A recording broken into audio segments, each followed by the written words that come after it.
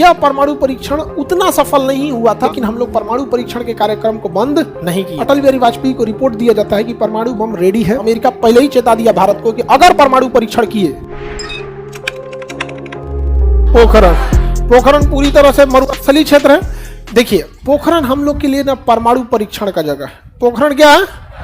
परमाणु परीक्षण का जगह है, क्योंकि मरुस्थल है, चारों ओर कोई रहता होता है नहीं, धड़ाम से भड़का के उड़ा दो। यहाँ पर 1974 में इंदिरा गांधी ने यहाँ पहली बार परमाणु परीक्षण किया था, स्माइलिंग बुद्धा। किस नाम से? स्माइलिंग बुद्धा। यह परमाणु परीक्षण उतना सफल नहीं हुआ था 1974 का, क्योंकि हम लोग डर डर के परीक्षण किए थे, क्योंकि 1971 में अमेरिका ने हम लोग को धमकी दिया था। समझ में आ गया कि नहीं आएगा? परमाणु बम मारने चला आया था यहाँ पे। तो 1974 में परमाणु परीक्षण किया इंदिरा गांधी ने। उसके नतीजे उतने सफल नहीं थे जितने संतोषजनक चाहिए थे, लेकिन अमेरिका के दबाव में अमेरिका चिल्लाने लगता है ना कि परमाणु बम नहीं रख सकते हो।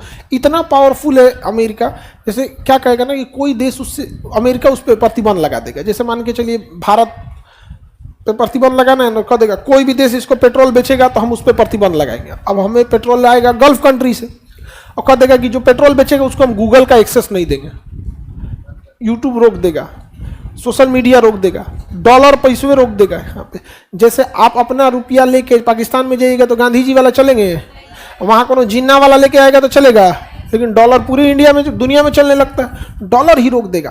तो हम लोग जो थे ना, वो डर डर के थोड़ा सा परीक्षण करते थे, लेकिन हम लोग परमाणु परीक्षण के कार्यक्रम को बंद नहीं किए। धीरे धीरे हमारे वैज्ञानिक और तगड़ा परमाणु बम बनाने की दिशा में अग्रसर थे। अब इसी क्रम में इंदिरा गांधी आगे बढ़ी और अब जो एपीजे अब्दुल कलाम से कही कि आप प्रक्षेपास्त्र विकसित कीजिए, मिसाइल, क्योंकि परमाणु बम अगर हो भी जाता है तो उसको ले जाके मारेगा कौन वहां से। तो एक और मिसाइल डेवलपमेंट कार्यक्रम चलने लगा और दूसरे ओर परमाणु। लेकिन इंदिरा गांधी की हत्या कर दी जाती है, फिर राजीव गांधी आते हैं, राजीव गांधी की हत्या कर दी जाती है, फिर पीवी नरसिम्हा राव आते हैं, देश की अर्थव्यवस्था चौपट हो जाती है, गुजराल साहब आते हैं, उसके बाद अटल बिहारी वाजपेयी आते हैं।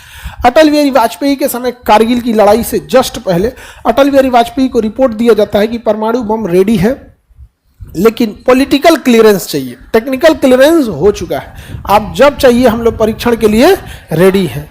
ये बात की खबर लग गई अमेरिका को।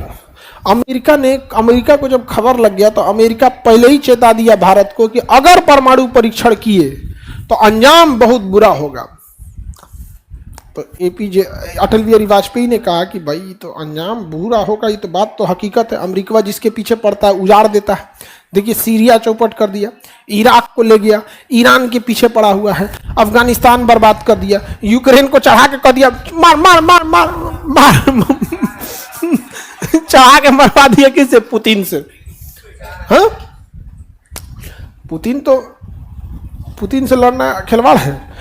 तो अटल बिहारी वाजपेयी ने कहा कि भाई तो बहुत गड़बड़ चीज़ है। तो एपीजे अब्दुल कलाम से पूछे, कहे कि देखिए, अगर परमाणु परीक्षण आप करते हैं और अगर सफल हो गया तब तो हमारे पास परमाणु बम आ जाएगा, तो हम तो अमेरिका को देख लेंगे। लेकिन अगर परीक्षण किए और सफल नहीं हुआ तब तो होगा बवाल, अमेरिका तो चढ़ जाएगा भारत पे।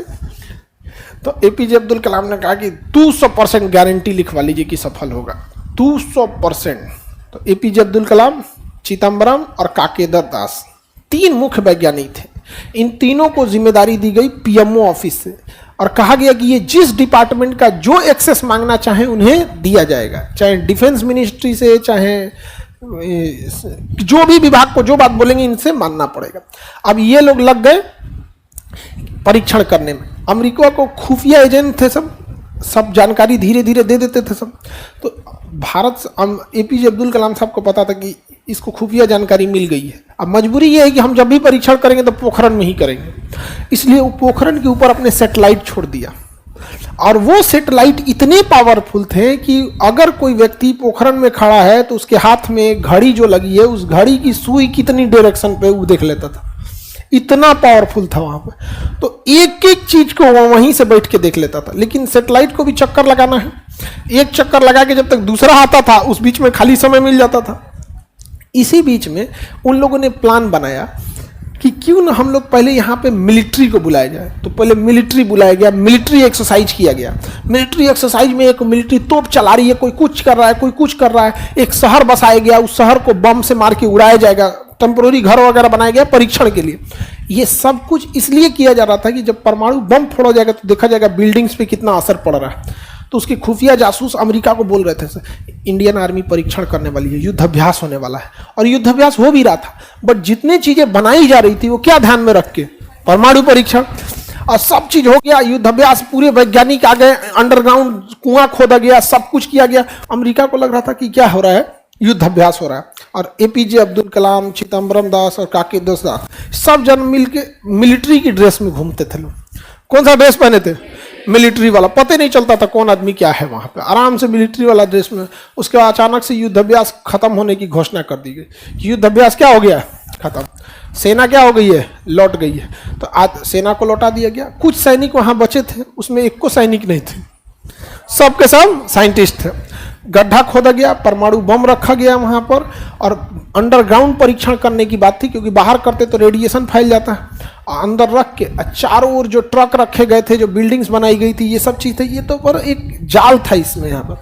और अमेरिका का जो सैटेलाइट था वो उसको इतना डिसाइड किया गया कि जैसे ये सैटेलाइट यहाँ से गुजरेगा तुरंत हम लोग को क्या फोड़ना है, बम फोड़ना है। तो पूरी तैयारियां रेडी हो गई। अब 2 दिन 3 दिन से सोच रहे थे लोग कि कहिया फोड़ा जाए इसको। और अमेरिका अपनी सैटेलाइट की स्पीड बढ़ा दिया और वो जल्दी जल्दी चक्कर मारने लगा। ये लोग और परेशान हो गए। लेकिन फाइनली डिसीजन लिया गया कि 1998, 9 मई 1998 और 11 मई 1998, 9 को डिसीजन ले लिया गया था कि हम लोग को परीक्षण करना है 11 और 13 को। तो 11 और 13 को परीक्षण करने का डेट डिसाइड कर दिया गया। तो जैसे 11 मई को हुआ, सैटेलाइट जैसे गुजरा, यहां से जैसे पोखरण के ऊपर से सैटेलाइट गुजरा, अब तो रास्ता साफ हो गया, तुरंत परमाणु परीक्षण किया गया, डेटोनेटर दबाया गया। जैसे परमाणु परीक्षण हुआ, इतना बड़ा एरिया में गड्ढा बन गया, पूरे बालू हवा में उड़ने लगे सब। भूकंप आ गया पूरे राजस्थान में, पाकिस्तान तक में इसके झटका महसूस किया गया भूकंप का, और गर्दा गर्दा हो गया, पूरा धुआं धुआं हो गया। अब सैटेलाइटवा घूम के आया तो देख रहा पूरा गर्दा उड़ल है, पूरा गर्दा गर्दा उड़ गया है, पता नहीं चल रहा है क्या हुआ है। तो इनके पास तो पूरे डिपार्टमेंट का एक्सेस था।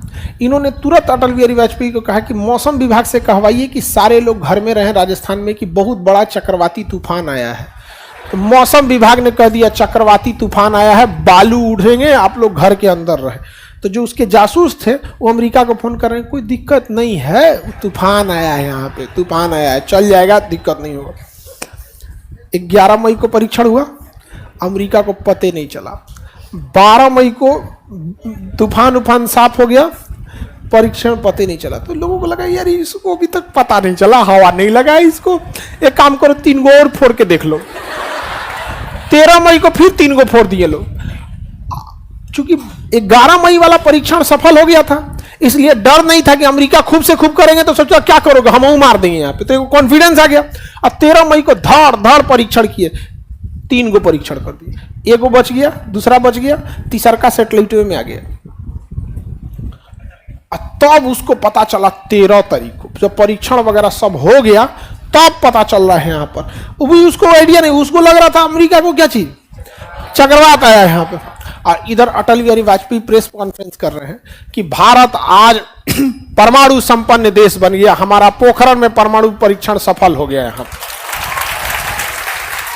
अब अमेरिका आग बबूला हो गया। सबसे पहले बुलाया अपने जासूसों को, CIA के एजेंट को, अब भर मन गरियाया, बैठाया, का 4 आदमी पकड़ो इसको।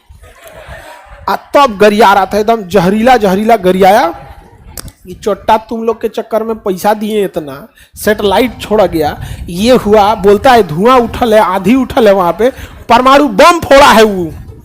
अमेरिका आग बबूला हो गया। अब भारत को धमकी देता है, भारत को क्या कहता है, धमकी देता है कि भारत को इसकी कीमत चुकानी पड़ेगी। यहाँ पर तो नहीं, कौन सी का कीमत चुकाना पड़ेगा, तुमसे दोस्ती किस काम की। 1971 में हम लोग पे ऊपर परमाणु बम मारने की धमकी कौन दिया था, अमेरिका, जबकि हमारी लड़ाई बांग्लादेश को लेके थी।